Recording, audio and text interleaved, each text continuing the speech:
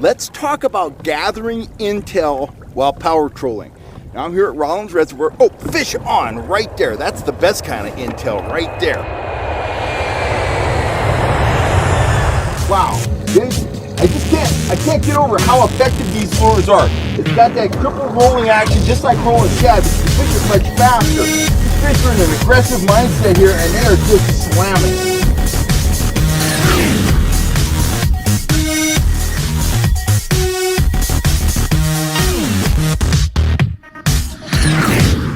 What you see here is the ideal situation and conditions for power trolling. I'm pulling a pair of speed spoons right now. I've had one hit. I've only been fishing for about 10 minutes. The sun has only been up for about an hour. Big areas of the lake haven't been exposed to the sun yet.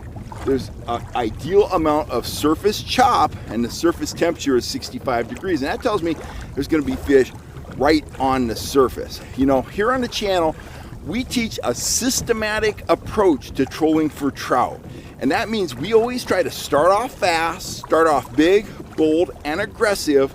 And we try to hook any or maybe get bit from any aggressive fish that are out there that are willing to chase, that are in a feeding mode. Now, I'm watching the sonar the whole time I'm trolling, and I'm taking note of everything that's going on around me.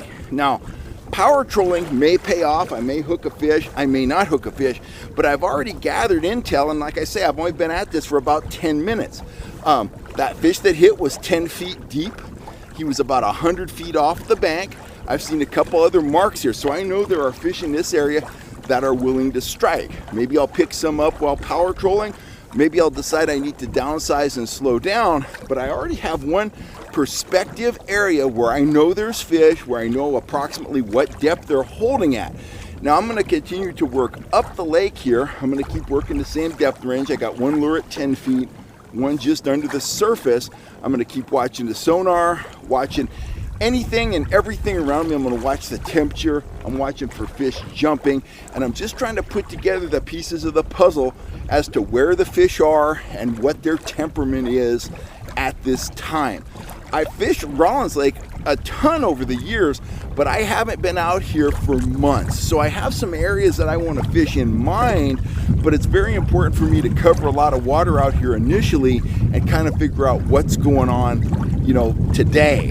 What went on yesterday or the day before isn't that valuable to me.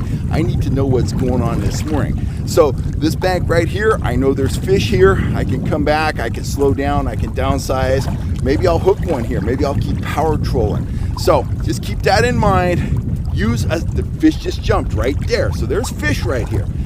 You want to employ a systematic approach whenever you're on the water, whether it's a lake that you fished a lot or a lake that you've never fished at all. I could go to a lake in New Zealand I've never seen before, employ these tactics, and dial in the bite pretty quickly. Once you find fish, it's just a matter of experimenting and figuring out what they want at any given time. So start off fast, start off big and bold, and then gradually slow down and downsize throughout the day. And remember, it might go to glass and you have to downsize and slow down, but in the afternoon, you may get wind at some small white caps. You may be able to go right back to power trolling. So, you know, if you really want to learn this technique, watch the videos here on the channel. We talk about it a lot. It's called systematic trout trolling, and that's what we teach. That's how we catch more and bigger fish, and a systematic approach will help you catch more and bigger fish. Let's talk about gathering intel while power trolling. Now I'm here at Rollins Reservoir. Oh, fish on right there. That's the best kind of intel right there. Okay, let's see if we can land this fish.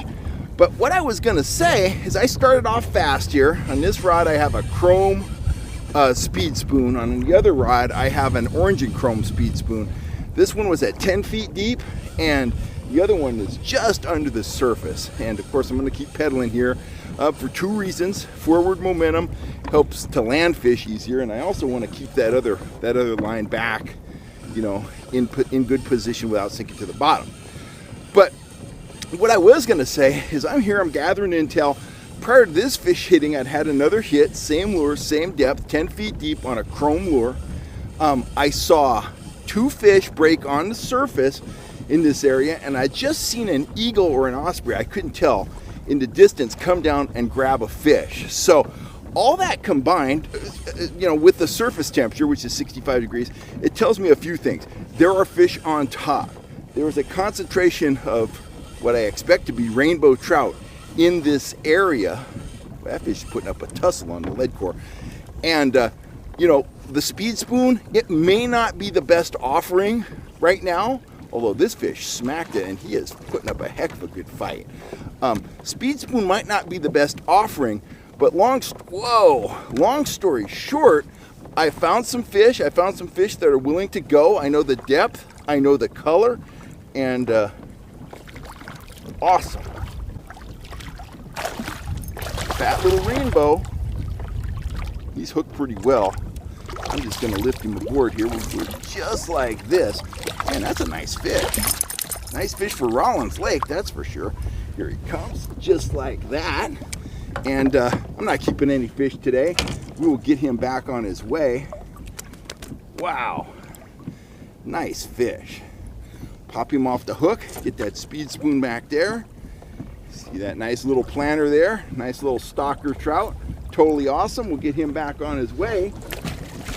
There he goes. Now, I'm going to continue power trolling for a little bit longer. I think if I slow down and downsize the spoons I'm using, I'm going to do better. But what have I learned? I know there's fish on top. I know there's fish 10 feet deep. I know they're looking to feed, they're hungry, and I know they are willing to jump on a chrome colored spoon. So you start to build the picture. You fish, systematically, you put the puzzle pieces together, and you're going to maximize every day that you have out on the water. That's how you catch more fish, and when you catch more fish, that's how you catch bigger fish. And our goal here on the FHS channel is to help you guys catch more and bigger fish, particularly trout. If you're looking for gear, if you're looking for speed spoons, flies, whatever, the stuff you see me out here on the water using, the stuff you see me catching fish on, go on over to fishhuntshoot.com and we will hook you up with what you need. I'm Kel Kellogg. I'm signing off for now. Please don't forget to hit that subscribe button, and I will catch you next time right here on YouTube. You have a great day, and I'm going to get that speed spoon back down at 10 feet. Thanks a lot, guys. Thanks for all the support.